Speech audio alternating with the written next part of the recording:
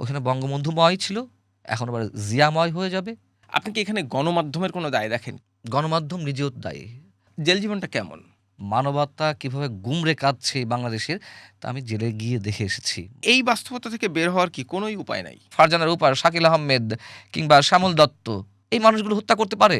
Self censorship জিনিসটার উদ্যোক্তা কি আমরাই? এই ধারা থেকে সহজে বের হওয়া সম্ভব না। দেখলেন না উইলস লিটল ফ্লাওয়ার স্কুলে কি অবস্থা?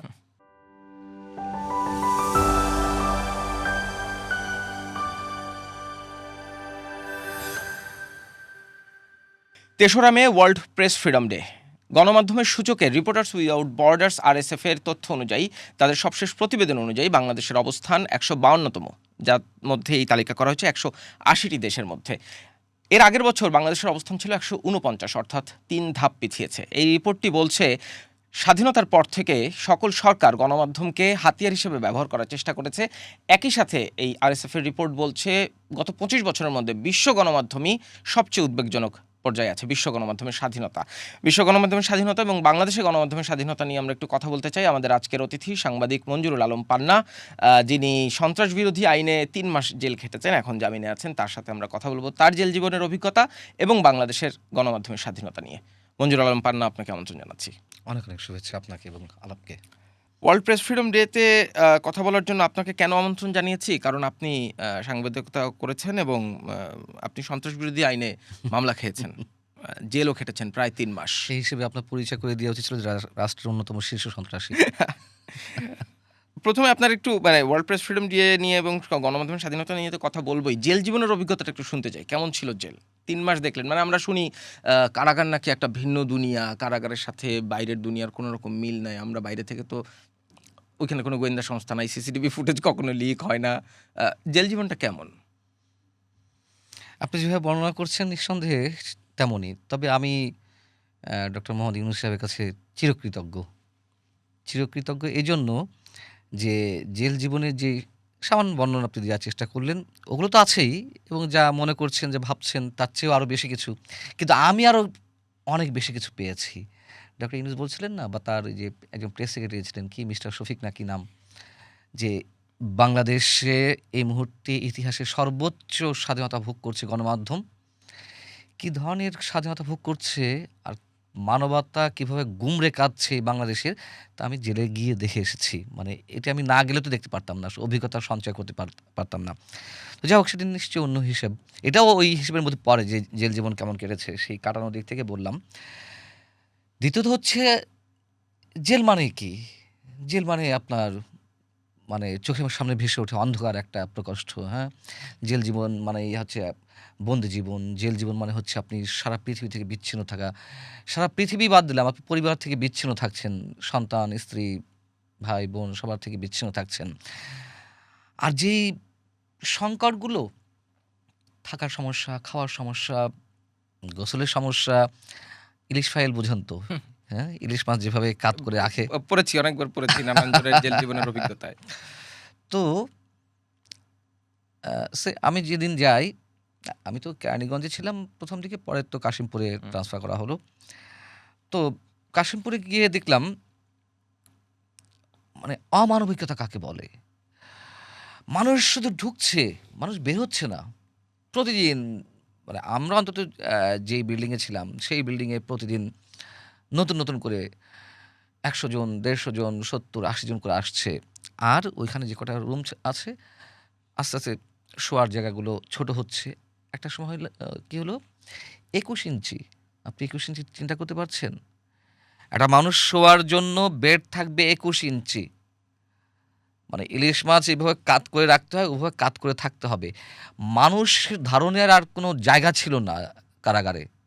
আমি অন্য কারাগারে কী অবস্থা তো অনুমান করা যায়। কাশিমপুর কারাগারের কথা বলছি। এবং সবচেয়ে বড় কথা হচ্ছে আপনার থাকা, গোসল, খাওয়া, একেবারে বিচ্ছিন্ন হয়ে থাকা পুরো পৃথিবী থেকে, পরিবার পরিজন থেকে। তার চেয়ে বড় কথা হচ্ছে যে মানসিক নির্যাতনটা। আপনি প্রশ্ন করতে পারেন যে আপনাকে কি ফিজিক্যালি টর্চার করা হয়েছিল? না, ফিজিক্যালি টর্চার করা হয়নি। যে মেন্টাল টর্চারটা করা হয়, তাতে আর ফিজিক্যাল টর্চার লাগে না। এবং আপনি তো ওই সময় ডক্টর ইউনূসের যেই শ্বাসরুদ্ধকর যে ১৮ মাস, বাইরের মানুষও শ্বাসরুদ্ধকর অবস্থায় আছেন। আর ভেতরে গিয়ে দেখলাম যে মানুষের তো জামিন হচ্ছে না। জামিন পাওয়া তো একটা মানুষের সাংবিধানিক অধিকার, হ্যাঁ? আমি যে অপরাধই করি না কেন, যদি তার প্রমাণ থাকে, প্রমাণ বিচার উঠবে, মানে প্রমাণ সাপেক্ষে বিচার চলবে, সাজা হতে পারে। কিন্তু তার আগে তো আমাকে জামিন দিতে হবে। আমি কোনো ধরনের বিচার ছাড়া, কোনো ধরনের আদালতের কোনো নির্দেশনা ছাড়া, ফাইনাল কোনো কিছু ছাড়া আমি মাসের পর মাস কারাগারে থাকবো, এটা কেমন কথা? এবং এখনও পর্যন্ত অনেক মানুষ আছেন, আমাদের সাংবাদিকদের মধ্যে যেমন আছেন, অসংখ্য সাধারণ মানুষ আছেন। এবং আপনি আ আমি বলছিলাম না যে মানসিক নির্যাতন, এটা শুধু নিজের উপর যে টর্চারিংটা, এদিক থেকে শুধু মানসিক নির্যাতন না। আপনি মনে করুন যে ওইখানে আ অসংখ্য সাধারণ মানুষ, নিরীহ মানুষজনকে ধরে নিয়ে আসছে। নিয়ে এসে সন্ত্রাস বিরোধী আইনে মামলা দিয়ে তাদেরকে কারাগারে এভাবে রাখা হচ্ছে মাসের পর মাস। আমি আপনাকে একটা ছোট্ট একটা বলি, ঘটনা। আমি নিজে এই কথা অনেক জায়গায় বলেছি। ইসমাইল নাম করে একটা ছেলে, তার বয়স ১৬.৫ কি ১৭, এবার এসএসসি পরীক্ষা দিচ্ছে। আমি বলছি সেপ্টেম্বরের কথা। আমি তো আগস্টে হুম। কারাগারে গেলাম, সেপ্টেম্বরে যখন আ কাশিমপুরে ট্রান্সফার করা হলো, ওখানে অনেকে আসছে, তার মধ্যে দেখলাম যে অনেক বাচ্চা। বাচ্চা মানে কি ১৮ বছরের নিচে, আমি তাদেরকে বাচ্চা বলব, কি বলব? ইসমাইল নাম করে একটা ছেলে, ও এসে আমার কাছে কাঁদছে। কেন এসে আমার কাছে কাঁদছে আমি জানি না। তো আমি বললাম যে, "কেন তোমাকে ধরা হয়েছে? তুমি মিছিলে গিয়েছিলে?" তো হচ্ছে, "না, আমি কাকু মিছিলে যাইনি।"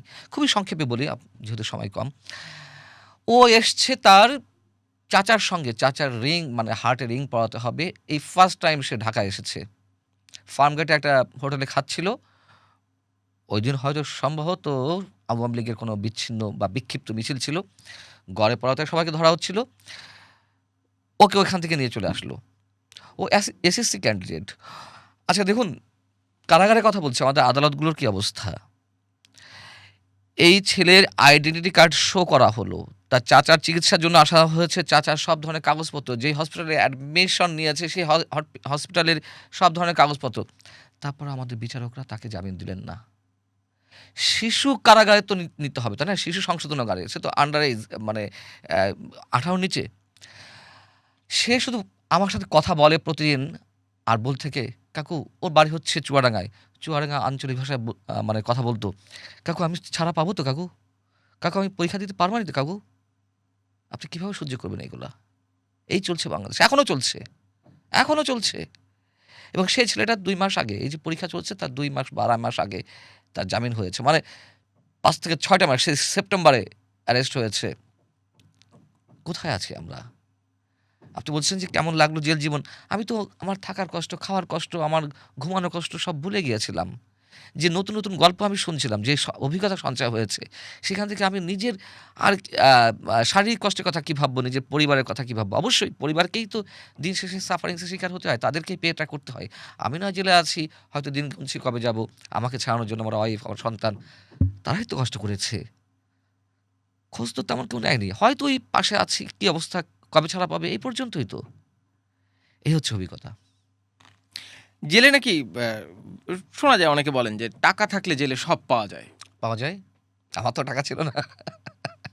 পাওয়া যায়। সেই অবস্থাও দেখে এসেছি। যারা লুটেরা, যারা ডাকাত, চোর, ছেচ্চোর, তারা আরামে-আয়েশে আছে। একটা রুম, মনে করুন, আমার জন্য ডিভিশনের চেষ্টাও করা হয়নি, ডিভিশন দিতও না। যদিও আমি আ ডিজার্ভ করি। আমি নরমাল সাধারণ হাজতীদের সঙ্গেই ছিলাম। এবং আমি দেখেছি যে রুমের মধ্যে ৭০ জন ঘুমোচ্ছে, ৮০ জন ঘুমোচ্ছে, তার অর্ধেক একটা রুমে ১ জন ঘুমোচ্ছে। অর্থাৎ ৩৫ জন ৪০ জনের জায়গা নিয়ে সে একা এক রুমে আছে। কিভাবে আছে? তিনি তো কোনো ভিভিআইপি নন, তিনি সিআইপি নন, তিনি বিচারক নন, সাংবাদিক নন। ওই যে চোর ছেচ্চোর, মানুষের টাকা মেরে যারা ব্যবসা করেছে, তাদেরই একজন।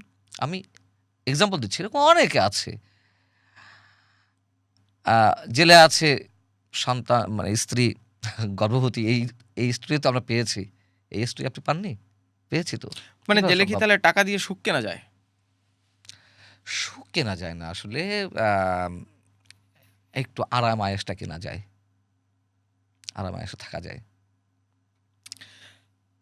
আপনি বলছিলেন যে জামিন পাচ্ছে না, জামিন সাংবিধানিক অধিকার, আওয়ামী লীগের বিক্ষিপ্ত মিছিল থেকে গড়পড়তায় অ্যারেস্ট করা হয়েছে, সেটা এখনো চলছে। এটা কি আগেও চলেনি? চলেছে, ছাত্র দলের বিক্ষিপ্ত মিছিল থেকে, শিবিরের বিক্ষিপ্ত মিছিল থেকে গড়পড়তায় অ্যারেস্ট হয়েছে। হয়েছে এটা কি নতুন কোনো সংস্কৃতি বাংলাদেশে? না, কিন্তু তার সাথে নতুন নতুন অধ্যায় যোগ হচ্ছে। আওয়ামী লীগের সময় জামিন হয়েছে, মনে করুন মোয়াজ্জেম হোসেন আলালের বিরুদ্ধে 450 মামলা, মির্জা ফখরুল ইসলাম আলমগীরের বিরুদ্ধে 250 থেকে 350 মামলা ছিল, হয়েছে তো, জামিন হয়েছে না? 450 মামলা হয়েছে, মানে একসাথে 2টো 4টা 5টা হয়েছে, না, মানে বেরিয়েছে। শীর্ষ নেতাদের জামিন যেমন হয়েছে, কিন্তু ধরেন মানে আপনি যে গল্পগুলো বলেন এরকম গল্প তো আমরা আগেও শুনেছি। ধরেন সেই সময় ছাত্র রাজনীতি করতো, ছাত্রদল করতো কিংবা শিবির করতো, ভাইকে অ্যারেস্ট করতে গিয়ে তার ছোট ভাইকে আমি অ্যারেস্ট করে সেটা এনেছে। বলছি, আমি মানে আমি যেটা জানতে চাই আপনার কাছে, এই রাজনৈতিক চর্চাটা কেন বাংলাদেশে, irrespective of any political party? মানে সবাই কি প্রতিহিংসা, শুধু প্রতিহিংসা না, অনেকে ব্যবসায়িক দ্বন্দ্ব থাকে। আমি জামিনের বিষয়টা ক্লিয়ার করি। আওয়ামী লীগের সময় তো অবশ্যই হয়েছে, এটা অস্বীকার করার কিছু নেই, কিন্তু জামিনটা হয়েছে। আবার সে জামিন হওয়ার পরপরই জেল গেট থেকে সাদা পোশাকে এসবির লোকজনা ঢুকেছে, ধরেছে, আবার কারাগারে ঢুকিয়েছে, হয়েছে তো, এগুলা সত্য কথা। কিন্তু এখন কারাগারে থাকাকালীন অবস্থায় আবার নতুন করে পেন্ডিং মামলা যাচ্ছে। কারাগারে থাকাকালীন অবস্থা আপনার জামিন হয়েছে, এক একটা মানুষ ভিটে মাটি বিক্রি করে 4 লাখ, 5 লাখ, 10 লাখ, 15 লাখ টাকা পর্যন্ত এক একটা মামলা জামিন হচ্ছে।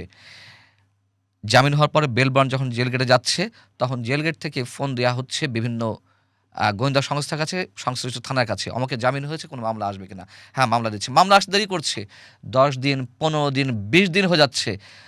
আপনার এই 20 দিনের হিসাব কে দিবে? আপনি কি খেয়াল করেছেন আমার কথা?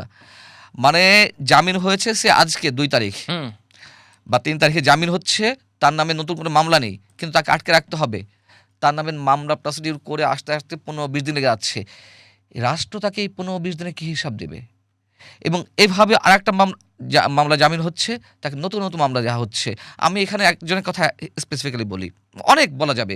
মনে করুন যে নিউ মার্কেট এলাকায় একজন ক্লিনিকের ব্যবসা করে হেদায়েতুল্লাহ সরকার, তার নামে 5টা মামলা, রাজনীতি করতো না, হয়তো ছাত্রলীগ করেছে আরও 1 যুগ আগে বা 1.5 যুগ আগে, স্রেফ ব্যবসায়ী একজন, ব্যবসায়িক দ্বন্দ্ব থেকে ওখানে সরকারি দলের নেতারা তার হসপিটালিটি কুক্ষিগত করার জন্য, তাকে বের করার জন্য একের পর এক মামলায় ফাঁসিয়ে যাচ্ছে। আমি বললাম তো যে শুধু রাজনৈতিক কারণ নয়, এর সাথে অনেক বিষয় আছে।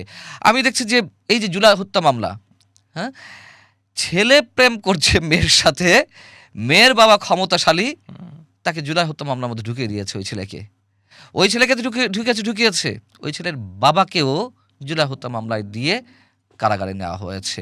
আমি এগুলো দেখে এসেছি। আপনি কত অভিজ্ঞতা শুনবেন? আপনি এরকম এপিসোড 20টা করলেও আপনি অভিজ্ঞতা আমার কাছ থেকে মানে শেষ হবে না। শেষ করতে পারবেন না, না। 3 মাসের অভিজ্ঞতা তো কম না জেল জীবনে। প্রেস ফ্রিডম নিয়ে একটু কথা বলি। 152তম বাংলাদেশ এখন 180টি দেশের মধ্যে, এবং এমন অনেক দেশের নাম বাংলাদেশের উপরের দিকে আছে যেসব দেশ সম্পর্কে আমরা খুবই নেতিবাচক ধারণা পোষণ করি। আহ, যারা এই প্রতিবেদনটি দিয়েছে, আরএসএফ, রিপোর্টার্স উইদাউট বর্ডার, তারা বলছে তাদের প্রতিবেদনে যে 1971 সালে স্বাধীনতার পর থেকে সরকারগুলো গণমাধ্যমকে মূলত যোগাযোগের একটি হাতিয়ার হিসেবে ব্যবহার করেছে। এটা আরএসএফের প্রতিবেদনে খুব স্পষ্ট করে বলা হয়েছে। এবং 2009 থেকে 2024 সাল পর্যন্ত প্রধানমন্ত্রী শেখ হাসিনার সরকারও এর ব্যতিক্রম ছিল না, যেখানে সেন্সরশিপ, অনলাইন হয়রানি, সামরিক গোয়েন্দা সংস্থার চাপ, বিচারিক হয়রানি, একাধিক কঠোর আইন, পুলিশি সহিংসতা, ক্ষমতাসীন দলের মিলিশিয়াদের হামলার ঘটনা ঘটেছে। সাইবার সিকিউরিটি আইন, এটাকে বিশ্বের অন্যতম কঠোর সাংবাদিক বিরোধী আইন এবং ডিজিটাল সিকিউরিটি আইনের একটা দুর্বল সংস্করণ বলেও প্রতিবেদনে উল্লেখ করা হয়েছে, এবং সেই আইনগুলো এখনও বলবৎ আছে। অন্তর্বর্তীকালীন সরকারের সময় আইন নিয়ে অনেক কথা হলো, সেই আইন তারা বাতিলও করেন নাই, সেই আইন বরং ব্যবহারই করেছেন, এবং এখনও সেই আইনগুলো বলবৎ। সামনে নতুন সরকার কী করবে সেটা নিশ্চয়ই সময় বলে দেবে। কিন্তু প্রেস ফ্রিডমকে কি তাহলে কোনো সরকারই ইতিবাচকভাবে দেখতে চাননি? সবাই কি প্রেসকে চেয়েছেন, মানে গণমাধ্যমকে চেয়েছেন নিজের হাতিয়ার হিসেবে ব্যবহার করতে? অবশ্যই। এখানে হ্যাঁ, আর আপনি বলছেন যে কেউ কি ইতিবাচকভাবে দেখতে চায়নি? এখানে উত্তর হচ্ছে না, এবং এভাবেই চলবে বাংলাদেশে। আপনি যদি আমাকে হতাশবাদী বলেন, আমি হতাশবাদী, আমি আশাবাদীতা কোনো জায়গা দেখি না, এবং এটি উত্তরোত্তর আরও এক্সট্রিম পর্যায়ে যাবে। আপনি বাংলাদেশে মুক্ত মুক্ত সাংবাদিকতা, মুক্ত গণমাধ্যমের আশা করতেই পারেন না। আপনি করতে পারেন, মানে আমি পারি না। মানে আমি আপনাকে সেদিকেই আহ্বান জানাচ্ছি আরকি। হয়তো কথা বলে লাভ নেই। তবে লড়াইটা তো থাকতে হবে। চেষ্টাটা থাকতে হবে। হ্যাঁ, একেবারে যে নেই বাংলাদেশের মুক্ত গণমাধ্যম বা সেই চর্চাটা কেউ করছে না, তা কিন্তু না। আছে, সেগুলো অ মাইক্রোস্কোপ দিয়ে খুঁজে বের করতে হবে। আছে, হয়তো আপনি জানেন এরকম ২-১ টা, আমি জানি ২-১ টা। কিন্তু বাংলাদেশে এখন তো পত্রিকার সংখ্যা ৩,০০০ এরও বেশি। হুম। হ্যাঁ? শুধু ঢাকাতেই প্রায় ১৩০০ মতন। আর ইলেকট্রনিক্স মিডিয়া তো আমরা দেখছি সামনে। তো আশা করতে পারি না, এবং ডক্টর ইউনূসের সময় ৩ ধাপ আ মানে পিছিয়েছে। আমার মনে হয় ভুল আছে রিপোর্টে। আরএসএফ যেটা করেছে পুঙ্খানুপুঙ্খ খোঁজ নিয়ে করতে পারেনি। কোথাও এক জায়গায় সমস্যা আছে। কারণ ইতিহাসে এই এইবারের মতন এই যে ডক্টর ইউনূসের যে জঙ্গি শাসন, সেই শাসনের সময় যা ঘটেছে সাংবাদিকদের উপর, আমি যদি সাংবাদিকদের উপর নির্যাতন নিয়ে কথা বলতে চাই, আমার মনে হয় অনবরত ৩ ঘন্টা এর ডেসক্রিপশনটা দেয়া যাবে। কিভাবে সাংবাদিকদের উপর নির্যাতন করা হয়েছে। আপনি জিয়াফতের কথা কোনো পৃথিবীর ইতিহাস ঘেঁটে বের করতে পারবেন? কোনো গণমাধ্যমের সামনে জিয়াফত করার কথা? কোনো গণমাধ্যম আগুন দিয়ে জ্বালিয়ে দেওয়া? এটা আমরা হালুকা খানের ইতিহাস থেকে জানি। যে ইরাকের যে সমৃদ্ধশালী যেই লাইব্রেরিগুলো ছিল সব পুড়িয়ে দেওয়া হয়েছে, নদীতে ডুবিয়ে দেওয়া হয়েছে সব বই, হাজার, হাজার, লাখ, লাখ বই। এই আধুনিক সভ্যতায় এসে ডক্টর ইউনূস সেই এক্সাম্পলটা আমাদের সামনে রেখে গেছেন, এবং আমাদের দুর্ভাগ্য সেটি নিয়ে প্রকাশ্যে যাদের কথা বলার ছিল যাদের, তারা বলেনি একটা সময়, তারাই এই ধরনের হামলার শিকার হয়েছে, এবং যারা ডক্টর ইউনূসকে সমর্থন দিয়েছিলেন তারাও বাঁচতে পারেননি। এটাই ইতিহাসের শিক্ষা, এটাই প্রকৃতির শিক্ষা। তাই হয়েছে। আচ্ছা, এটাও তো ডক্টর ইউনূসের ধরেন ১৮ মাসের আমলের এক ধরনের বিশ্লেষণ। বাংলাদেশের গত ৫৫ বছরের গণতান্ত্রিক স্বাধীন বাংলাদেশের যাত্রায় অনেক সময় গণতন্ত্র ব্যাহত হয়েছে। নানান রকম সরকার দেখেছি এই ইতিহাসে। গণমাধ্যমকে কেন সব সরকার হাতিয়ার হিসেবে ব্যবহার করতে চাইবে? আপনি কি এখানে গণমাধ্যমের কোনো দায় দেখেন? কিংবা অবশ্যই, অবশ্যই দায়? গণমাধ্যমের দায়। আমি যে বললাম না একটু আগে আপনাকে, যে আপনি বাংলাদেশে মুক্ত গণমাধ্যম, মুক্ত সাংবাদিকতা আশা করতে পারেন না। আমি কি আমার আমার আ পেশাগত জীবন দিয়ে উদাহরণ দেব ছোট করে? হ্যাঁ, হ্যাঁ, বলেন না। ধরুন আমি একটি ইলেকট্রনিক্স মিডিয়াতে ছিলাম। আমাকে কোনো এক সময় বলল যে অমুক কোম্পানি, তাদেরও গণমাধ্যম আছে, হ্যাঁ? আচ্ছা, আমাকে স্পেশাল রিপোর্ট করতে বলা হলো। আমি নারায়ণগঞ্জ গিয়ে ওই প্রতিষ্ঠানটির বিরুদ্ধে যা আছে, যত ডকুমেন্টস আছে সব সংগ্রহ করলাম। ১ মাস ধরে। লাগে না। ১ সপ্তাহের মধ্যে আমি মোটামুটি যা দরকার কালেক্ট করে ফেলেছি। আমাকে বলা হলো আরো ভালো করে করো। আমি আরো ভালো করে আরো অনেক কিছু জোগাড় করলাম। আমি আ ভিডিও ফুটেজ-টুটেজ নিলাম, শুট করলাম। ১৫ দিন হয়ে গেছে। আমি বলছি, "আমি কি স্যার নিউজটা ছাড়বো?" "না, আরো ভালো করে করো।" ওর মধ্যে আমার কাছে অফার আসা শুরু করলো। যাদের বিরুদ্ধে রিপোর্টটা করা হচ্ছে। বিরুদ্ধে মানে তাদের যে হুম। অপকর্মগুলো আছে। বিরুদ্ধে বললে তো আর অন্যরকম হয়ে যায়। তা আমি তাকে বললাম, "স্যার ওরা তো তদবির করা শুরু করেছে। আমার কাছে অলরেডি এই প্রপোজাল আসা শুরু করেছে। আচ্ছা ঠিক আছে, রাখো, আরো ভালো করে করো।" একটা সময় ওটা অতল গহ্বরে হারিয়ে গেল। তিনি আর বলেন না যে মানে করো। হ্যাঁ? উনি গণমাধ্যমের মালিক। তো আমি যা বুঝার বুঝে গেলাম। আমি মানে অনেকটা ট্রমার মধ্যে চলে গেলাম, এবং মোটামুটি যেটুকু শুনতে পেলাম বা মোটামুটি আমি নিশ্চিত, হয়তো মনে করুন যে আমাকে যেই অঙ্কটা দিতে চেয়েছিল, কিনতে চেয়েছিল, তার মনে করুন যে ১০ গুণে সে ওটা আটকে দিয়েছে। মানে মালিক পক্ষের সাথে হুম। আচ্ছা, মনে করুন আরেকটি গণমাধ্যমে আমরা ছিলাম, ইলেকট্রনিক্স মিডিয়াতে। তো মানে আমি নিউজের দায়িত্বপ্রাপ্ত লোক, আমি চিফ নিউজ এডিটর ছিলাম। তেলের দাম মাঝে বেড়ে গেল, হ্যাঁ? তো ভোজ্য তেল। তা আমি ভোজ্য তেলের দাম বাড়া নিয়ে রিপোর্ট করতে বললাম রিপোর্টারকে। ওর মধ্যে মালিকপক্ষ এসে বলছে, "আপনি কি আমার চ্যানেলটা শেষ করে দিতে চান? কেন? জানেন না আমার তেলের ব্যবসা আছে?" আচ্ছা, হঠাৎ করে বিস্কিট নিয়ে কোনো একটা কারণে বিস্কিট রিপোর্ট করতে গেলাম, বা জাস্ট স্ক্রলে দিচ্ছিলাম। আমার শুনতে পেলাম যে বিস্কুট নিয়েও রিপোর্ট করা যাবে না। কেন? ওই মালিকের বিস্কুটও আছে। তাহলে কি দাঁড়াচ্ছে? এদিকে দেন দরবার কেউ, ওদিকে তার এই পণ্য আছে, সেই পণ্য আছে। এদিকে গভর্নমেন্টের চাপ, এদিকে আপনার বিজ্ঞাপনের লোভ, হ্যাঁ?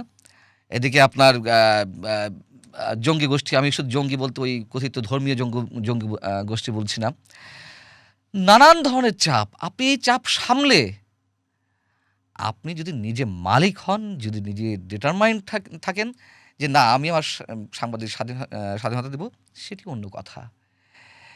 কিন্তু কজন থাকবে? মনে করেন যে আমি করতে চাই। কিন্তু আমি তো মোটামুটি নিশ্চিত যে ওই যে করার চেষ্টা করছিলাম, সামান্য হুম। ২-৪ টা কথা বলছিলাম জঙ্গি শাসনের বিরুদ্ধে ডক্টর ইউনূসের সময়, জেলে যেতে হলো।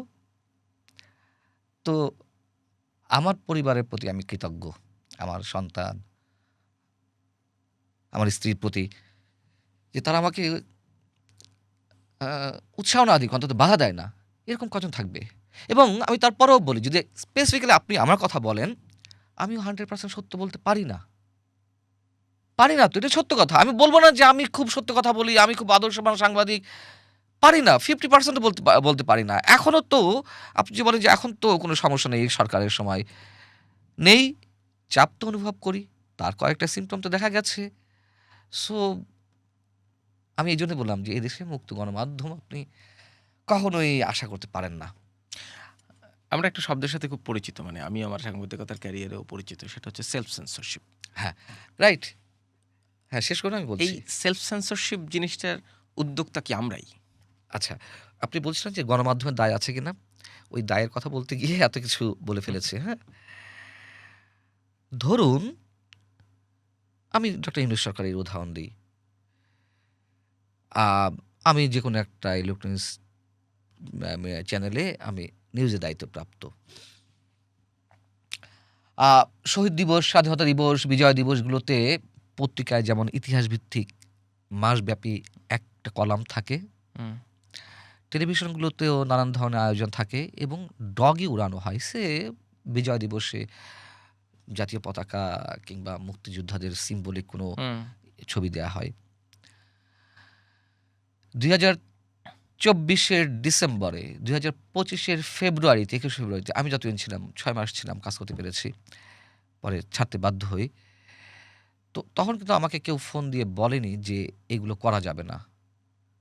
করা যাবে না, কিন্তু আমরা কিন্তু অটোমেটিক্যালি সেলফ সেন্সরশিপ এ চলে গেছি। কেন? এমন একটা ভয়ের আবহ তৈরি হয়েছিল, এমন একটা পরিবেশের সৃষ্টি করা হয়েছিল যে পরিবেশে আপনি মুক্তিযুদ্ধের কথা উচ্চারণ করতে পারছেন না। আপনি শহীদদের কথা উচ্চারণ করতে পারছেন না। ওই ভয়ের জায়গা থেকে টেলিভিশনগুলো, নট অনলি ওই টেলিভিশন, আমি যে টেলিভিশন ছিলাম সেটি না।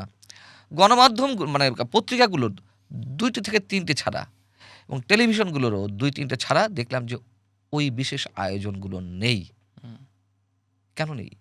তাহলে আমার কাছে যখন ফোন আসেনি, তখন নিশ্চয়ই অন্য কারো কাছে ফোন যায়নি। বাট ওই যে সেলফ সেন্সরশিপ এর জায়গা থেকে ধরে নেওয়া হয়েছে এই সরকারটি ছিল মুক্তিযুদ্ধ বিরোধী সরকার। মুক্তিযুদ্ধ নিয়ে বেশি বাড়াবাড়ি করা যাবে না।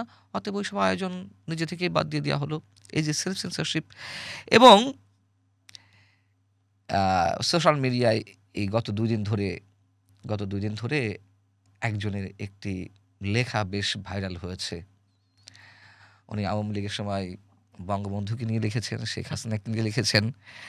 উনি আ সাবেক প্রধানমন্ত্রী খালেদা জিয়া যখন প্রধানমন্ত্রী ছিলেন তখন তাকে নিয়ে লিখেছেন। এখন জাইমা রহমানকে লিখছেন। এই মালিক পক্ষের অধীনে আপনি কিভাবে কাজ করবেন, কিভাবে মুক্ত গণমাধ্যমে আশা করেন? সে তো আগেই নিজেকে বিকিয়ে দিচ্ছে এবং তিনি যে করছেন, কেন করছেন? নিশ্চয়ই কোনো সুযোগ সুবিধা পাওয়ার আশায়, তাই না? আচ্ছা, এটা তো গেল ধরেন গণমাধ্যমের দায় নিয়ে কথা বললেন, আমরা নিজেরা নিজেদের সমালোচনা করলাম। রাষ্ট্রের কি দায় নাই? মানে এইটা তো এক ধরনের স্টেট পলিসিরও বিষয়, যে রাষ্ট্রের গণমাধ্যমকে তো অলিখিতভাবে চতুর্থ স্তম্ভ বলা হয়। এখন চতুর্থ স্তম্ভ কতটা ফাংশন করবে বাকি ৩ টা অর্গানের পাশাপাশি, সেটা তো রাষ্ট্রও ভাববে। রাষ্ট্র কি সেটা ভাবে নাই কখনো? নাকি রাষ্ট্র ভেবেই চতুর্থ স্তম্ভকে আ শুধুমাত্র তিনি বলেছেন আটকে রাখতে চান? আমার মনে হচ্ছে আপনি সত্য যুগে বাস করছেন। এটা একবিংশ শতাব্দী এবং বাংলাদেশ।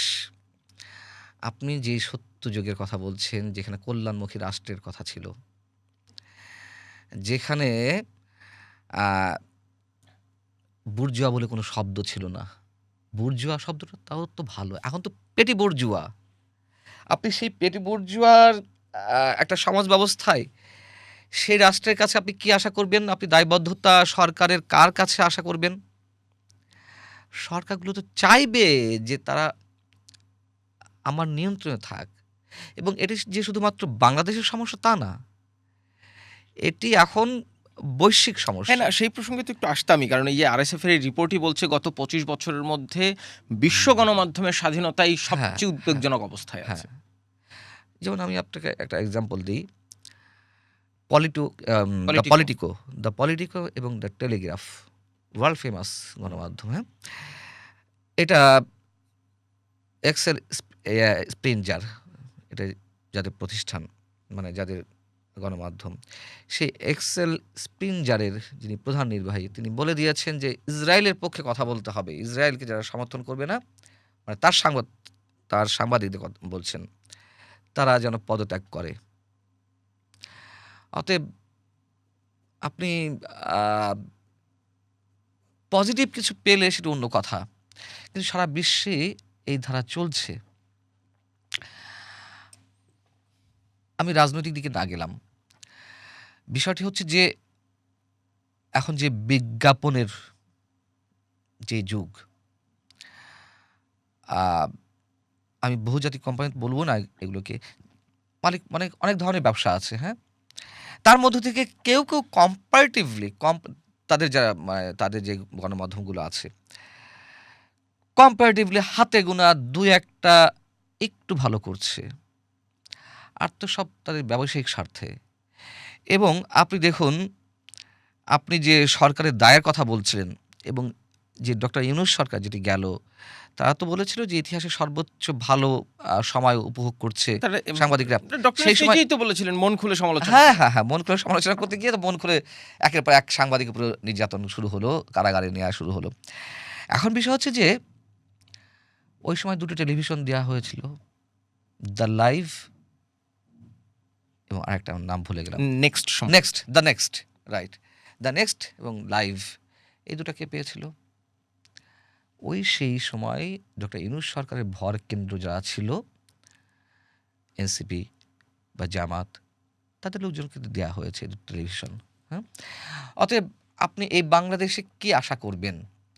গণমাধ্যমগুলো চালাচ্ছে কারা? গণমাধ্যমগুলোর মালিক কারা? পেশাদার সাংবাদিকদের হাতে, মানে পেশাদার সাংবাদিকের কজনের হাতে গণমাধ্যম আছে? এবং আপনি যখন একটা গণমাধ্যমের লাইসেন্স আনতে যাবেন, তখন তো ওই সাংবাদিকের নামেই আনতে হয়, তাই না? যে আপনি পত্রিকার ডিক্লারেশন নিয়ে আসুন, না যে চ্যানেলের আ লাইসেন্স নেন। মিনিমাম ৫ থেকে ১০ বছরের অভিজ্ঞতা সম্পন্ন সাংবাদিক হতে হবে, সম্পাদকীয় পোস্টে ছিল এমন। তো কজন সাংবাদিকের নামে আছে? এবং যে সাংবাদিকদের নামে বাংলাদেশে টেলিভিশন হয়েছে, তাদের ভূমিকাটাও আপনি দেখেন। তারাও যে আবার খুব একেবারে পেশাদার জার্নালিস্ট, তাও নয়। ওই সংশ্লিষ্ট সরকারের অনুগত হলে তারপর আপনি পাচ্ছেন। আর কোন দিক দিয়ে কথা বলবেন? না, আরএসএফ এর রিপোর্ট বলছে ধরেন যে দেশটি পৃথিবীতে সবচেয়ে বড় গণতন্ত্রের ধারক বাহক বলে পরিচিত যুক্তরাষ্ট্র, হুম। তারাও এই আরএসএফ এর রিপোর্টে ৭ ধাপ নেমে গেছে। হ্যাঁ। তাহলে এই গণমাধ্যমের স্বাধীনতা খর্ব করা, এটা তো তাহলে আর আমাদের লোকাল কিংবা ডোমেস্টিক রিজিয়নাল না, এটা গ্লোবাল ফেনোমেনা। বিশ্ব রাজনীতি কি তাহলে গণমাধ্যমের স্বাধীনতাকে টুটি চেপে ধরছে? হ্যাঁ, বিশ্ব রাজনীতির সঙ্গে আমি বলব যে আ গণমাধ্যম নিজেও দায়ী। আপনি সিএনএন, বিবিসি, আপনি ওয়েস্টার্ন যে মিডিয়াগুলো, মানে নাম আমরা জানি, বলতে গেলে তো অনেকেই নাম বলতে হয়। এগুলো কি স্বাধীন? তারা পার্টিজান না? তারা কোনো না কোনো আ পার্টির মানে কর্মকাণ্ড তারা আ মানে তাদের পারপাস সার্ভ করে না? অবশ্যই করে। কিন্তু তার মধ্যেও যে কম বেশি আছে, কিছুটা সম্পাদকীয় নীতি মেইনটেইন করে যারা চলার চেষ্টা করে, এখনো তো আছে ওই ধরনের কোনো গণমাধ্যম। এখন বিষয়টা হচ্ছে বিশ্ব রাজনীতি তো অবশ্যই কর্তৃত্বপরায়ণ হয়ে পড়েছে। দেশে কর্তৃত্ববাদ। এবং ওই যে পেটি বর্জুয়ার কথা বলছিলাম, সেই জায়গা থেকে গণমাধ্যম স্বাধীন হোক এটা তো কেউ চায় না। প্রত্যেকেই এসেই ভালো কথা বলে। আপনি এই সরকারের অধীনে, বর্তমান যে বিএনপি সরকার, সেই সরকারের অধীনে মনে করেন যে আমাদের যে প্রধানমন্ত্রী, হয়তো তার ভালো ইচ্ছা আছে, কথার কথা। কিন্তু তার পাশে কারা? কারা জুটে গেছে তার পাশে? স আপনি আওয়ামী লীগের দোষ দিবেন শেখ হাসিনার সময়, মানে আমি আওয়ামী লীগ সরকারের সময় একটি প্রোগ্রাম খুব এনজয় করতাম। আমি টেলিভিশন দেখতাম না। আমি পেশাদার সাংবাদিক। আমি নিউজ দেখতাম না। মানে কি হবে, নিউজের ফরম্যাট কি বলে দেয়া যেত টেলিভিশন চ্যানেলগুলোতে। কোনটার পর কোনটা আসবে। আর এমনি তো অন্যান্য প্রোগ্রাম দেখা হতো না। কিন্তু একটা অনুষ্ঠান আমি মিস করতাম না। সেটা হচ্ছে প্রধানমন্ত্রীর সংবাদ সম্মেলন। কার্টুন ছবি ছোটবেলায় যেমন খুব মজা করে দেখতাম, ওটা দেখতে মজা পেতাম। তো অর্থাৎ তার পাশে যে চাটুকাররা জুটে গিয়েছিল, যে ধরনের প্রশ্নের ধরন সিনিয়র সাংবাদিকদের, প্রধানমন্ত্রী নিজে বলতেন যে চাটুকারিতা করেন না, এভাবে শব্দ উচ্চারণ করে বলেছেন, বা প্রশ্ন করুন। কিন্তু তিনি তো চাটুকারিতা পছন্দ করতেন, বাস্তবতা। না হলে বেছে বেছে ওই সাংবাদিকদের কেন ইনভাইট করা হতো গণভবনে? এখনও তাই। হয়তো আজকের প্রধানমন্ত্রী বলছেন যে আমরা গণমাধ্যমের স্বাধীনতা দিতে চাই, সাংবাদিকরা স্বাধীনভাবে কাজ করবেন। কিন্তু তার পাশে কোন সাংবাদিকেরা রয়েছেন? তিনি বিভিন্ন প্রতিষ্ঠানে কাদেরকে নিয়োগ দিচ্ছেন? একেবারে পেশাদার সাংবাদিকদের নিয়োগ দিচ্ছেন? নিশ্চয়ই না। যারা তার অনুগত, তার দলে মানে অনুসরণ করে, তাদেরকে দেয়া হচ্ছে। অতএব কথা সবাই ভালো বলে, কিন্তু ওই তো বিষয়টা তাই। আপনি পহেলা মে ফেসবুকে একটা স্ট্যাটাস দিয়েছেন যে সোশ্যাল মিডিয়ায় দেখলাম একটি বিদ্রোহী গান ব্যাকগ্রাউন্ডে সেট করে আওয়ামী লীগের সিনিয়র নেতাদের কয়েকজনের ছবি জুড়ে দিয়ে একটি ভিডিও ক্লিপ করা হয়েছে। এর মধ্যে কিছু ভালো মুখ যেমন আছে, কিছু চোর ছাচ্চর ডাকাত লুটেরার ছবিও আছে। এত আবেগ ভালো নয়। এটা করতে গিয়ে নীতিবান কিছু মানুষকে যেমন পচানো হয়েছে, নজরুলের প্রিয় গানটিরও ১২টা বাজানো হয়েছে। ফাঁসির মঞ্চে কোনো চোর ছাচ্চর ডাকাতের নিজেকে বলিদানের সাহস থাকে না। সংখ্যা বেশি কি ভালো মানুষগুলো না চোর ছাচ্চরগুলো? যারা আটক আছে তার মধ্যে চোর বেশি, মানে সিনিয়র নেতাদের মধ্যে। আর যারা রুট লেভেলের নেতাকর্মীরা আছে, আমি যেটা দেখে এসেছি, অধিকাংশ নিরীহ, অধিকাংশ নিরীহ। আবার সিনিয়র নেতাদের মধ্যে যারা আছেন, তাদের মধ্যে সংখ্যাটা, ওই ডাকাতের সংখ্যাটাই বেশি। অবশ্যই ভালো নেতারাও আছেন, ক্লিন ইমেজের আছেন। আচ্ছা বলুন তো আপনি, আসাদুজ্জামান নূর কি করেছেন? সিনিয়র নেতা বলছে, আমি একজনের কথা বললাম। আমি তো বললাম যে অবশ্যই চোর দুর্নীতিবাজ আছে, কিন্তু এই ব্যক্তিটার সমস্যা কি আসাদুজ্জামান নূরের? তিনি খুন করতে পারেন, হত্যা করতে পারেন, আপনার মনে হয়? আর যাই করুন, তিনি এটা করতে পারেন। কি সমস্যা তার? কেন তাকে ২ বছর ধরে আটক করা হয়েছে? আচ্ছা মনে করুন যে আমাদের সাংবাদিক কমিউনিটিরও সিনিয়র জার্নালিস্টরা আছেন, হ্যাঁ? শাহরিয়ার কবির, সাংবাদিক শাহরিয়ার কবির। কি সমস্যা তার? তিনি দুর্নীতিবাজ, তিনি চাটুকার, তিনি দালাল। তিনি মুক্তিযুদ্ধের পক্ষে কথা বলেছেন, যুদ্ধাপরাধের বিচার চেয়েছেন। বলা হয় তিনি ভারতে দালালি করেছেন। আচ্ছা ঠিক আছে, ভারতের দালালি যদি করে থাকেন, সেই হিসেবে যদি কোনো আইন থেকে থাকে, সেই আইন এপ্লাই করে তার বিচার করা হোক। সাংবাদিক মোজাম্মেল বাবু, ফারজানা রূপার, শাকিল আহমেদ কিংবা শ্যামল দত্ত, এই মানুষগুলো হত্যা করতে পারে? তাদের নিয়ে অনেক ধরনের অভিযোগ থাকতে পারে। তারা সুযোগ সুবিধা নিয়েছেন আওয়ামী লীগ গভর্নমেন্টের কাছ থেকে, এরকম অভিযোগ আছে, বলেন। আচ্ছা সুযোগ সুবিধা নেওয়াটা যদি অপরাধ হয়ে থাকে, তাহলে সেই অপরাধে শাস্তি হোক, স্পেসিফিক মামলা দেওয়া হোক। হত্যা করতে পারে এই মানুষগুলো। আচ্ছা মনে করুন তো ডক্টর নাজমুল হাসান কলিমুল্লাহ, মনে করেন ডক্টর আবুল বারাকাত, এই মানুষগুলো আমি ধরে নিলাম দুর্নীতি করেছেন, আবুল বারাকাত জনতা ব্যাংক থেকে টাকা সরিয়েছেন। আর নাজমুল হাসান কলিমুল্লাহ তিনি রংপুর বিশ্ববিদ্যালয়ে যখন উপাচার্য ছিলেন তখন তিনি ৬-৯ করেছেন। ধরে নিলাম তর্কের খাতিরে সত্য, বা বাস্তবতা থাকতেও পারে, আমি জানি না। জামিনটা তো হবে। এই যে সাংবাদিকদের নাম বললাম, এই সাংবাদিকদের বাইরেও তো আরও সাংবাদিক আছে যেগুলো লাইমলাইটে আসেন, যেগুলো খবর আমরা অনেকেই জানি না। জামিনটা কেন হবে না? এটা কোন ধরনের সভ্য সমাজ আমাদের? যদি বিচারে প্রমাণ হয় যে তারা নির্দোষ, তাহলে এই ২ বছর কিভাবে আপনি ফেরত দিবেন তাদেরকে? আপনি আমাকে বলুন। যদি তাদের বিরুদ্ধে হত্যার অভিযোগ থেকে থাকে, চার্জশিট দিক না, কিন্তু জামিনটা তো পাবে। অতএব এই দেশে আপনি কিভাবে বলবেন যে আমরা আশাবাদ রাখতে চাই? আমি ভাই দেখি না। এবং সাথে একটি কথা বলি, ধরুন আমি বিভিন্ন সেক্টরে কাজ করেছি, হয়তো কোনো টেলিভিশন যখন অ্যাঙ্করিংয়ের কাজটা করতাম, টক শোর, তখন অনেকেই বলতেন যে এত কথা, এত গেস্ট নিয়ে এসে বলে লাভ হচ্ছে কি? আওয়ামী লীগ তো যে কর্তৃত্ববাদ, সেই কর্তৃত্ববাদী তাই রেখে যাচ্ছে। তা আমিও ভাবতাম আসলে এত কথা বলে লাভ কি? কিন্তু পরে আবার আবার মনে হলো যে এত কথা বলে লাভ কি? লাভ যখন নেই তখন না বললে কি হতো? তখন তো স্বৈরাচারিত্বের একেবারে চরম পর্যায়ে চলে যেত। অতএব কথা বলতে হবে, আমাদেরকে সমালোচনা করতে হবে, আমাদেরকে কাজটা করতে হবে, অনুসন্ধান করতে হবে। এইটুকু যে কজনই হোক না কেন, আমরা সংখ্যায় যে কজনই থাকি না কেন, এই কাজটা চালিয়ে যেতে হবে। ঝড়-ঝাপটা আসবে, অবশ্যই আসবে। তবে তার মধ্য দিয়ে কাজ করে যেতে হবে, যতটুকু পারা যায়। মানে এই বাস্তবতা থেকে বের হওয়ার কি কোনোই উপায় নাই? নাই, নাই। শুনুন, আমাদের সবকিছু নিয়ন্ত্রণ করে কি? রাজনীতি তো সবকিছু নিয়ন্ত্রণ করে। কিন্তু নিয়ন্ত্রণ করার কথা ছিল কি? সংস্কৃতি। সেই সংস্কৃতি এখন রাজনীতির একটা পার্ট হয়ে গেছে, হ্যাঁ? যেহেতু রাজনীতি সবকিছুকে নিয়ন্ত্রণ করে, এখন আপনার খাওয়া থেকে শুরু করে আপনার লাইফস্টাইল, আপনার পেশাগত জীবন, আপনার বাইরের জগৎ, আপনার চলাফেরা, আপনি বাসে উঠবেন না, আপনি সিএনজিতে উঠবেন না, একটা প্রাইভেট কার ইউজ করবেন, সেই প্রাইভেট কারটা আপনি কীভাবে মেইনটেইন করবেন, কীভাবে চালাবেন, সবকিছুই রাজনীতির উপর নির্ভর করছে, সবকিছু। রাজনীতি কি অর্থনীতি নিয়ন্ত্রণ করে না? অবশ্যই, অবশ্যই।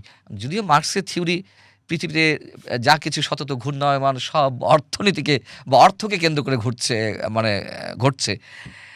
কিন্তু এখন মার্ক্স নেই। এখন ১৫০-২০০ বছর পর এসে এখন বাংলাদেশে যা কিছু সতত ঘূর্ণায়মান সব রাজনীতিকে কেন্দ্র করেই ঘুরছে। মার্ক্স যদি বাংলাদেশে আসতেন বেঁচে থাকলে তাহলে এই কথাটাই বলতেন। এবং সারা বিশ্বে সম্ভবত না, সারা বিশ্বের কথাটা আলাদা, ওটা আবার অন্য হিসাব। অর্থনীতি নিয়ন্ত্রণ করছে বেসিক্যালি। কিন্তু বাংলাদেশে রাজনীতি নিয়ন্ত্রণ করছে ক্ষমতা। সবকিছু কেন্দ্রে ক্ষমতা। অতএব এই ধারা চেঞ্জ না হলে, প্রতিহিংসা বন্ধ না হলে, ওইখান থেকে সরে আসতে না পারলে একটা স্থিতিশীল রাজনৈতিক ব্যবস্থা, সহনশীলতা, সহমর্মিতা, একে অন্যের প্রতি শ্রদ্ধাবোধ। আচ্ছা, আওয়ামী লীগের সময় তো অনেক মুক্তিযোদ্ধাও আক্রান্ত হয়েছেন না? আওয়ামী লীগ, যুবলীগের নেতাদের হাতে হয়েছেন, সত্য কথা। শিক্ষক আক্রান্ত হয়েছেন। কিন্তু ১৮ মাসে যা আমরা দেখলাম, যা শিখলাম, আমাদের সন্তানেরা যা দেখলো যে কিভাবে শিক্ষকদের জুতা পিটা করা যায়, আওয়ামী লীগের সময় তো ওই রকম হয়নি। আপনার ঘাড় টেনে, কলার টেনে আপনাকে সিগনেচার দিতে বাধ্য করাচ্ছে, রিজাইন করুন। মব করা হচ্ছে পদত্যাগের জন্য শিক্ষকদের উপরে। এই জন্য বলছিলাম যে উত্তরোত্তর এক্সট্রিম পর্যায়ে যাচ্ছে এবং এই ধারা থেকে সহজে বের হওয়া সম্ভব না। দেখলেন না উইলসলিটার ফ্লেয়ার স্কুলে কি অবস্থা? এই গণমাধ্যমের স্বাধীনতার প্রশ্নে আমরা শেষের দিকে আছি। একটা উল্টো দিকের প্রশ্ন করি। ধরেন, মত প্রকাশের স্বাধীনতা কি আবার এমন যে আমি যাচ্ছে তাই করব? আমি আপনাকে তো চাইলে গালি দিতে পারি না। নিশ্চয়ই না। আমি ফৌজদারি অপরাধ তো করতে পারি না মত প্রকাশের স্বাধীনতার নামে। এই ফাইন লাইনটা টানার সমাজে কিংবা গণমাধ্যমে উপায় কি? আমরা অনেক গণমাধ্যমের রিপোর্ট দেখি কিংবা ফেসবুকে, সোশ্যাল মিডিয়ায় এখন তো কোনো সেন্সরশিপ নাই। আপনি যা খুশি লিখতে পারেন। কিন্তু সেই সোশ্যাল মিডিয়ায় একজন মানুষ যখন আরেকজন মানুষ সম্পর্কে লিখছে, তাকে হিউমিলেট করে কিংবা তাকে চূড়ান্তভাবে অপমান করে, সেইটা কি আসলে স্বাধীনতার মধ্যে পড়ে? এই ফাইন লাইনটা, এই ভব্যতাটা, শি এই শিক্ষিত হওয়ার উপায় কি আমাদের? এই সভ্যতার জায়গায়, ভব্যতার আপনি জায়গায়? মূল জায়গায় এসেছেন। শিক্ষিত হওয়ার উপায় কি? তার মানে আপনাকে শিক্ষা অর্জন করতে হবে। দেখুন, একাডেমিক যে সিস্টেমটা আমাদের দেশে, শিক্ষার যে কারিকুলামটা, গলদটা তো ওখানেই। আমরা শিক্ষাটা তো অর্জন করছি না। কে শেখানো হচ্ছে বাচ্চাদেরকে? আমার কাছে পরশুরাতে একটা ফোন এলো, ওই লোকটা ট্রমাটাইজড হয়ে পড়েছে। বিকজ তার সন্তানকে স্কুল থেকে বিশেষ একটি দলের মার্কা বানিয়ে যেতে বলা হয়েছে। যদি সেই মার্কাটা দৈনন্দিন কাজে লাগে, কিন্তু তার ফরম্যাট চেঞ্জ হয়ে গেছে। আপনি নিশ্চয়ই বুঝতে পারছেন। ফরম্যাটটা চেঞ্জ হয়ে গেছে। এখন ডিজিটাল এসেছে। এখন কিন্তু ওই আগের ফরম্যাটটা তৈরি করে নিতে হবে। কোথায় মস্তিষ্ক আ কে আঘাত করা হচ্ছে আপনি বুঝতে পারছেন। যেটা কোনো প্রয়োজন নেই। আমি এটা দিয়ে এক্সাম্পল দিলাম। এটা আওয়ামী লীগের সময় বাচ্চাদের, শিশুদের বই থেকে শুরু করে আপনার ক্লাস 10 এর বই, পাতা উল্টালেই বঙ্গবন্ধু, শেষে বঙ্গবন্ধু। হুম? এবং ওই যে নানান ধরনের প্রতিযোগিতা হতো, সে শহীদ দিবস এবং বঙ্গবন্ধু, ওই বর্ষাকাল এবং বঙ্গবন্ধু, হ্যাঁ? পিঠা উৎসব ও আমাদের বঙ্গবন্ধু, পিঠা উৎসব ও আমাদের বঙ্গবন্ধু। এই করে কি করা হয়েছে? কি বেসিক শিক্ষাটা দেয়া হয়েছে? এবং যখন যে আসছে তাদের মতো করে পাঠ্যসূচি চেঞ্জ করা হয়েছে। গত ১৮ মাসে হয়েছে। আবার নতুন করে হবে দেখবেন। ওখানে বঙ্গবন্ধুময় ছিল, এখন আবার জিয়াময় হয়ে যাবে। মাঝে ছিল জঙ্গিময় ১৮ মাস, এখন আবার রাষ্ট্রপতি জিয়াময় হয়ে যাবে, আবার আওয়ামী লীগ আসবে, আবার বঙ্গবন্ধুময় আসবে হবে। আসলে এর কোনো শেষ নেই। এটা অটোসাইকেল ঘুরছে, দুর্বৃত্তায়ন। এ থেকে কীভাবে আপনি বের হবেন? কমিটেড কোনো রাজনৈতিক নেতৃত্ব না আসা পর্যন্ত আমাদের এ ধারা কোনো চেঞ্জ হবে না। আপনি নেপালকে দেখছেন না? সেখানেও তো জেনজিরা আন্দোলন করেছিল। সেখানে সরকার ব্যবস্থা দেখেন। সেখানে নির্বাচনকালীন যে সরকার ছিল সুশীলা কার্কিরে, সেটা তারা তো আমাদের এক্সাম্পল দিল যে আমরা বাংলাদেশ হতে চাই না। এর চেয়ে লজ্জার আর কিছু আছে আমাদের? অতএব শিক্ষার মূল জায়গাটা হচ্ছে শিক্ষায় আমাদেরকে হাত দিতে হবে। এছাড়া রাজনীতিও চেঞ্জ হবে না। রাজনীতি চেঞ্জ হবে না। সবকিছুর মূলে আসলে ওই জায়গাটা আমরা নোটিস করছি না। শিক্ষাটা আপনি আপনি পুঁথিগত বিদ্যা যদি বলি, মানে আমাদের একাডেমিক সিস্টেম, যে ব্যবস্থা, আপনি এর বাইরে যেই পড়াশোনা ওটা আছে, ওটা পরিবার থেকে সে অর্জন করবে। আমাদের সন্তানরা পরিবার থেকে অর্জন করবে। কিন্তু শিক্ষা কি দেয়া হচ্ছে? আপনার কোন শিক্ষকরা প্রভাবশালী থাকছে? গভর্নমেন্ট চেঞ্জ হচ্ছে, শিক্ষকরা অন্য চেয়ার দখল করছে। যেমন যেমন আওয়ামী লীগের সময় তো দাসত্বের, সাংবাদিকদের দাসত্বের মোটামুটি একটা চরম জায়গায় গিয়েছিল, বা সেলফ সেন্সরশিপের জায়গায়। কিন্তু এটা তো হয়নি যে আপনি জামাত করেন, আপনি বিএনপি করেন, আমি আওয়ামী লীগ করি, এই জন্য আপনাকে ল্যাং মেরে বের করে দিতে হবে। এটা তো হয়নি। হয়তো কোনো ক্ষেত্রে আপনার প্রমোশনও হয়নি। কিন্তু আপনাকে প্রতিষ্ঠান থেকে বের করে দেওয়া হচ্ছে আপনি জামাত করার অপরাধে অথবা বিএনপি করার অপরাধে, বা বিএনপি জামাত করা মানে ওই আদর্শে পোষণ করা। ১৮ মাস আমরা কি দেখলাম? ভিন্ন মত অর্থাৎ আওয়ামীপন্থী কেউ হলে তাকে ঝেঁটিয়ে বের করে দিতে হবে। একেবারে বের করে দেওয়া হয়েছে, মব করা হয়েছে। এবং যেই অবস্থা চলছিল, আপনি গণমাধ্যমের কথা বলছি, এই জন্য আমি এন্ডিংয়ে এসে কথা বলছি, যে তখন হয়তো প্রমোশন হয়নি, আর ১৮ মাসে তো পুরো সেট সহ চেঞ্জ হয়ে গেছে। এগুলো আর কিছুই না। আপনি যেটা বললেন সবশেষ পর্যায়ে এসে রাজনৈতিক দুর্বৃত্তায়ন এবং শিক্ষার যে বিষয়টি, এবং যে শিক্ষা ডক্টর ইউনূস দিয়ে গেছেন নিজে একজন অধ্যাপক হয়ে, এর ঘানি আমাদেরকে অনেক দিন টানতে হবে, অনেক দিন টানতে হবে। আর সবচেয়ে বড় কথা হচ্ছে অন্তত শিক্ষা ব্যবস্থাটা মানে একটু ভালো করুক। দেখবেন যে অনেক কিছু চেঞ্জ হয়ে গেছে। আমাদের সন্তানেরা সাহস নিয়ে কথা বলতে পারবে। আমাদের সন্তানেরা উর্বর মস্তিষ্ক দিয়ে তারা বিচার বিশ্লেষণ করতে পারবে। আমাদের সন্তানেরা রবীন্দ্রনাথ থেকে শুরু করে কাজী নজরুল ইসলাম থেকে শুরু করে বঙ্গবন্ধু, জিয়াউর রহমান, সবার কথা জানতে পারবে। বৈষম্য শিখবে না। অনেক কিছু ঠিক হয়ে যাবে। ওটাই মূল জায়গা। কিন্তু আমরা উদাসীন ওই জায়গাটাতে সবচেয়ে বেশি। এই রাষ্ট্র শিক্ষা নিয়ে কখনোই মাথা ঘামায়নি। দিতে হয়, ওই একটা সিস্টেম চলছে। এর বাইরে আর কিছু না। মঞ্জুরুল আলম পান্না, আপনাকে অসংখ্য ধন্যবাদ জানাচ্ছি আমাদের পডকাস্ট কথা চলুকে আসার জন্য। আপনার অভিজ্ঞতা জানলাম, আপনার মতগুলো শুনলাম। আপনাকে আবারও ধন্যবাদ জানাচ্ছি। আমার পক্ষ থেকে অনেক শুভেচ্ছা আলাপকে। কথা বলছিলাম সাংবাদিক মঞ্জুরুল আলম পান্নার সাথে বাংলাদেশের গণমাধ্যমের স্বাধীনতা এবং তার সাংবাদিকতা এবং তার জেল জীবনের অভিজ্ঞতা নিয়ে। আপনাদের সবাইকে অনেক ধন্যবাদ জানাচ্ছি পডকাস্ট কথা চলুক দেখার জন্য।